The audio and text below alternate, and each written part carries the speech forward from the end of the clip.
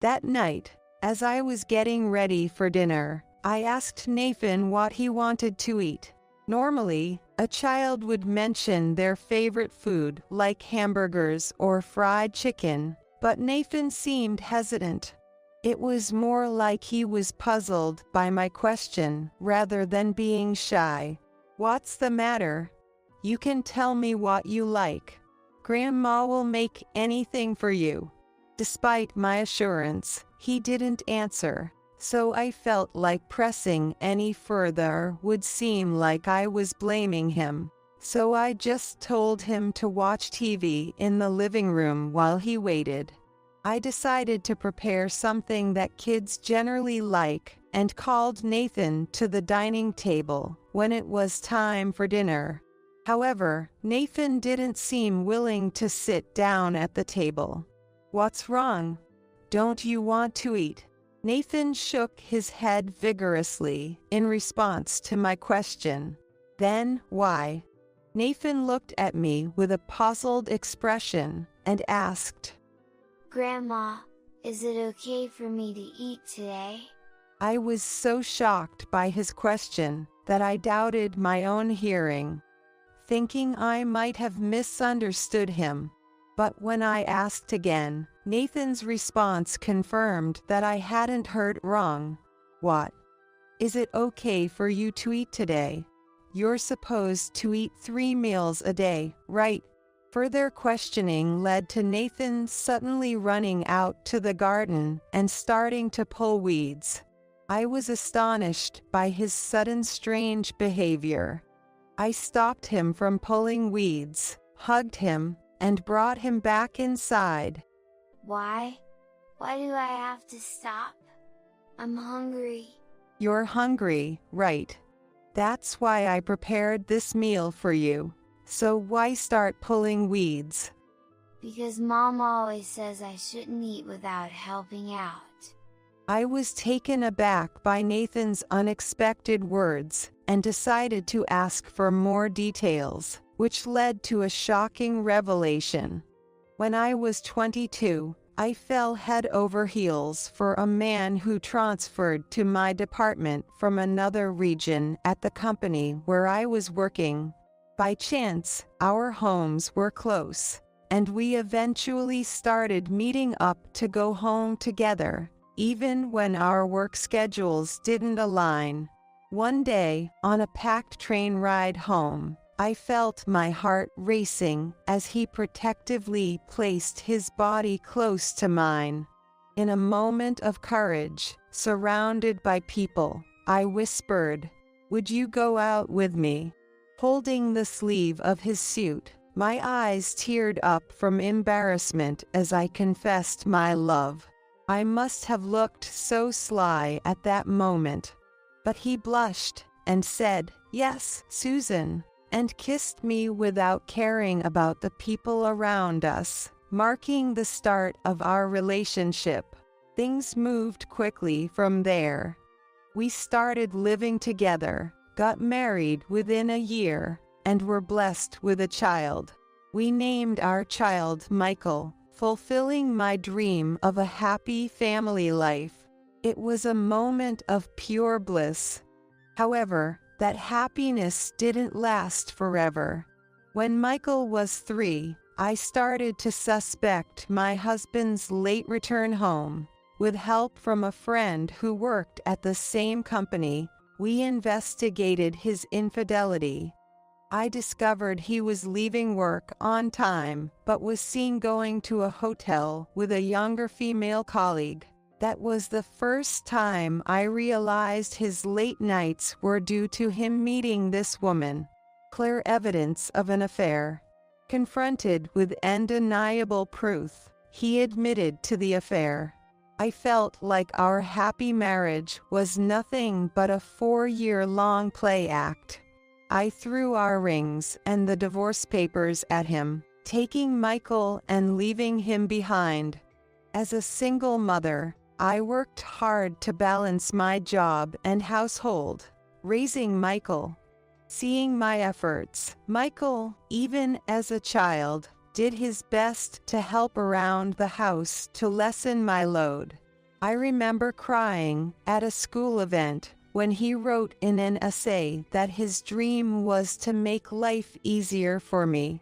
Now, Michael is 27 and has grown into a fine adult, ready to introduce his partner, whom he wants to marry, to me.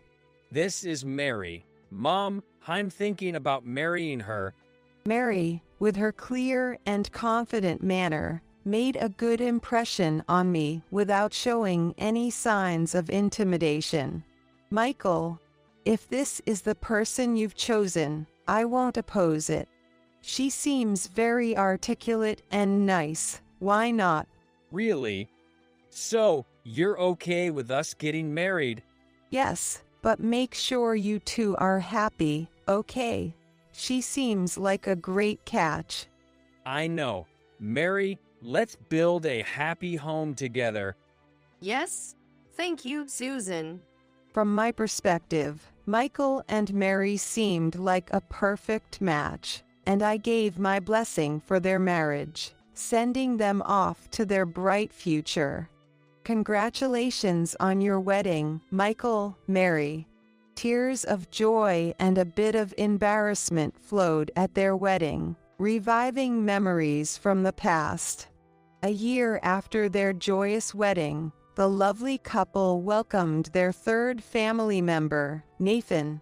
Being there with Michael for Nathan's birth and crying tears of joy was an incredibly beautiful memory. Michael, who adores children, cried even more than Mary, who had just given birth, which was a delightfully heartwarming scene for a mother. A few years later, I received a call from Michael. He mentioned he was going on a solo business trip and asked if I could occasionally check on Mary and Nathan during his absence. I think it'll be fine. Nathan's at that age where he's becoming quite the handful, and I'm worried. So, it doesn't have to be every day, maybe just once a week. I understood Michael's concerns. Michael was quite a handful as a child himself, always running off the moment you took your eyes off him. It'd be a big challenge for any mother to take care of him during those energetic and sensitive years. While Michael managed on his own until now, being away on a solo assignment made him understandably anxious. All right, since you asked, I'd love to see Nathan, of course. With that, Michael left for his assignment, and I planned visits to check on the two every weekend. Feeling a bit awkward about showing up empty-handed, I packed some of Nathan's favorite snacks and some homemade dishes for them. Upon ringing the bell and letting them know I had arrived through the video intercom, Mary greeted me at the door amidst the sound of bustling footsteps. What? Susan, what brings you here today? Well, Michael's been really worried about the two of you while he's away and asked me to check in. Oh, I see. It's a bit messy, but please come in. Though Mary seemed a bit flustered at first, it's understandable given the almost unannounced visit. Inside, Nathan, who was drying, greeted me with a smile. Reuniting with Nathan, who had naturally grown taller and had lost his baby-faced cuteness for a more boyish mischief. Here, I brought some snacks and homemade dishes for you to enjoy. Well, thank you. Michael really worries too much. Susan, please make yourself at home today. Taking up Mary's offer, I spent a wonderful day playing board games and card games with Nathan and watching his favorite cartoons. For dinner, we filled the table with the dishes I brought and some that Mary and I cooked together. Starting to eat, I felt a slight unease at Nathan's eagerness, reminiscent of the starving children I've seen on educational programs. Though I knew it couldn't be the case with Mary as his mother. It was inconceivable he wasn't being fed properly. Nathan, no need to rush. Your food isn't going anywhere. Despite my words, Nathan seemed too focused on his meal to listen. Nathan's been like this around mealtime recently. I guess my parenting must be at fault. I'm sorry. Well, he's growing. Kids need to eat a lot at this age, don't they? Feeling reassured, I shared some of my dishes with Nathan. After dinner and cleaning up with Mary, I played a bit more with Nathan. Before it was time for me to leave, months later, I received an unexpected call from Mary. Susan, I'm sorry for the sudden call. It seems Michael has fallen ill while away. Could you look after Nathan for a bit? I'm fine with it, but is Michael okay? Should I come instead? Despite offering to help, Mary insisted on not troubling me and left Nathan in my care. I can understand her concern for her husband's safety. I promised to look after Nathan while she took care of Michael. Mary emphasized contacting her if anything happened, as she might not be reachable while nursing Michael. Though puzzled, I respected her wishes, comforting Nathan and watching Mary leave for Michael. Is Dad okay? Don't worry, Dad will be okay. He's always been strong. Plus, Mom's with him. Comforting Nathan, I brought him back to my place, deciding to make this brief time a series of enjoyable memories, despite feeling a bit bad for Michael. Nathan, once we're at Grandma's, how about we play with some toys I used to play with? I've always taken good care of things, including toys from my and Michael's childhood, recently cleaned for Nathan to play with. Really? I want to play. Yay! Seeing Nathan brighten up at the mention of old toys relieved me, after his previous worried expression.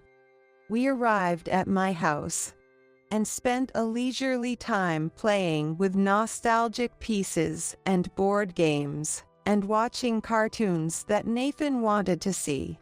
That evening, as I was preparing dinner, I asked Nathan what he wanted to eat.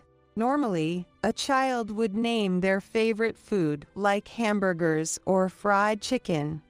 But Nathan seemed hesitant and puzzled rather than shy. What's wrong? You can tell me what you like. Grandma will make anything for you. Since he didn't answer, and I felt like pressing him further might seem like I was blaming him, I told him to just watch TV in the living room while he waited. I decided to prepare a meal that kids generally enjoy and called Nathan to the table when it was dinner time. However, Nathan didn't seem willing to sit down at the table. What's wrong? Don't you want to eat? Nathan shook his head vigorously in response to my question. Then why? Nathan looked at me with a puzzled expression and asked, Grandma, is it okay for me to eat today? I was so shocked by his question that I doubted my own hearing, wondering if I had misheard. But when I asked again, Nathan's response confirmed that I hadn't heard wrong. What do you mean? Is it okay for you to eat today? You're supposed to eat 3 meals a day, right? Further questioning led to Nathan suddenly running out to the garden and starting to pull weeds. Surprised by Nathan's sudden strange behavior, I stopped him. I hugged him and brought him back inside. Why? Why do I have to stop? You're hungry, right? That's why I prepared this meal for you. So why start pulling weeds? Because Mom always says I shouldn't eat without helping out. Hearing such unexpected words from Nathan again, I decided to ask for more details, which led to a shocking revelation. After Michael left for his solo business assignment, Mary apparently started to impose on Nathan the need to help around the house and be a good boy, withholding meals if he didn't comply. Nathan shared how he would look for any food left in the house when Mary was out, or wait until she returned if there wasn't any. Tears of sadness flowed uncontrollably as I remembered my visit to Mary's house. At that time, she mentioned Nathan eating a lot because he was growing. However, I realized he might not have eaten until that point. I wondered why I hadn't picked up on the signs and acknowledged Nathan's true feelings sooner. Filled with regret and self-reproach. At the same time, I felt a surge of anger towards Mary. Listen, Nathan. You might not understand now, but what your mom is doing is wrong. You're allowed to eat well regardless of whether you've helped out or been a good boy. You're going to grow up, okay? After reassuring Nathan, I got him to sit down and we enjoyed a hearty dinner together, followed by watching cartoons and sharing watermelon for dessert. After making sure Nathan had fallen asleep, I texted Michael to inform him of the situation, urging him to contact me once he was well. Though Mary had asked me not to contact her, I felt that promise could no longer be kept. Michael called back immediately after my message. I was relieved since I was worried Mary might have been controlling his phone due to his supposed illness. Mom, what's all this about? Nathan not being fed while I'm away. It's just as I messaged. Isn't Mary there with you? What? There's no way Mary would be at my work assignment. I told you to look after them before I left. A discrepancy emerged in the story Mary had told. Mary left saying she was going to take care of you because you were sick. Sick? I haven't been sick at all. Besides, I would have contacted you if anything happened. Indeed, that made sense. If anything were wrong, Michael would have reached out. But this time, without any prior notice from Mary about being sick, something felt off. The idea that she couldn't contact because she was nursing him, insisting I not reach out to Michael unless I initiated it, seemed like an attempt to keep us apart, hiding something. Actually, I just remembered Mary told me not to come home, even if I got a long holiday. Maybe, just maybe. Finally, we both realized that Mary had been lying to us. Sharing with Michael everything Nathan said about Mary going out at night revealed many surprises for him. Michael's anger towards Mary was palpable over the phone. After hearing everything, Michael said he would take leave the next day to return to Nathan, ending our call for the night. The next morning, Michael arrived first, coming to my house. Seeing Nathan, he teared up slightly and hugged him tightly. Welcome back, Dad. What's wrong? Nathan, I'm sorry for being such a failure of a father. It seemed Michael had made up his mind after yesterday's call, determined that divorce was the only option from someone who would treat Nathan this way while going out at night. From Nathan's account and the absence of Mary, it was likely she was having an affair, taking advantage of Michael being away on business. Michael conducted a search for evidence at home, checking Mary's room and places where items could be hidden. Although no physical evidence was found, a check of the PC history revealed hotel reservations made for 2 suggesting nights spent away with someone else, enough to suspect an affair. Based on this evidence, Michael hired a detective agency to investigate further.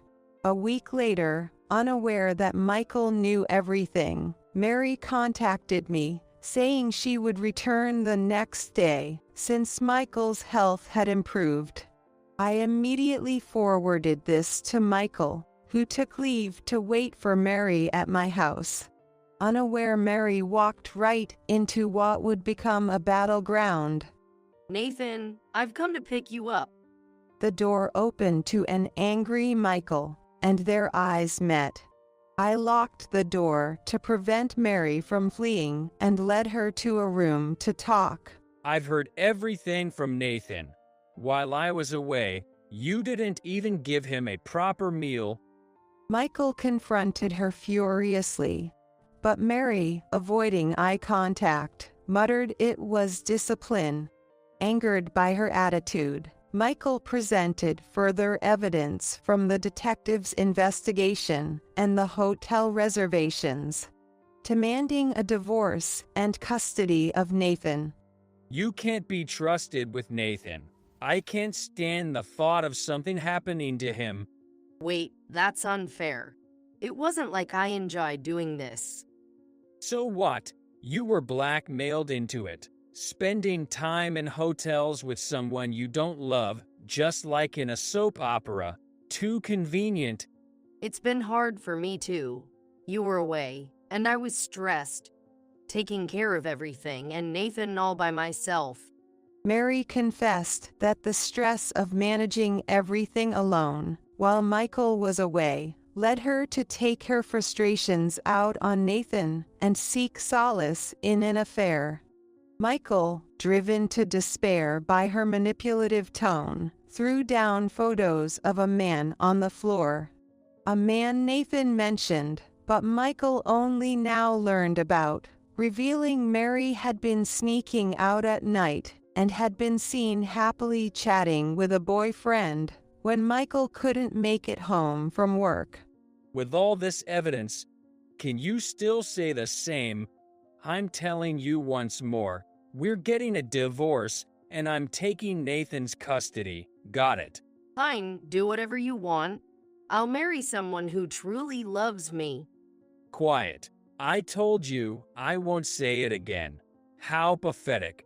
Mary, red with anger, struggled with the lock for a moment before storming out. Nathan looked like he wanted to stop her, but I held him back. I shook my head firmly when he looked at me questioningly. Dad, did you and Mom fight? Nathan, confused, looked at Michael. Listen, Nathan, it might be hard to understand, but your mom and I didn't just fight. We're saying goodbye. But from now on, we'll live happily together, just you and me. Michael tried to spare Nathan any further stress, smiling and gently patting his head. As I watched, I resolved to support them as much as I could. Later, additional investigation results showed Mary's affair partner was married, leading to a significant settlement demanded by his wife. Mary, abandoned by her lover, who chose to reconcile with his wife, attempted to reconcile with Michael, but was met with a restraining order. Michael, realizing he couldn't leave Nathan alone, switched to a remote job and decided we would all live together at my house. Nathan, initially puzzled, adjusted over time and now knows the house better than Michael, often helping him find things like nail clippers. I ensure Nathan never goes hungry again, preparing warm, homemade meals for us to enjoy together, ensuring a happy and nourishing environment for Nathan. We're committed to making sure Nathan's future memories are filled with warmth and love from his family. Today, as I prepare another delicious meal, seeing Nathan and Michael happily eat fills me with joy, knowing they are content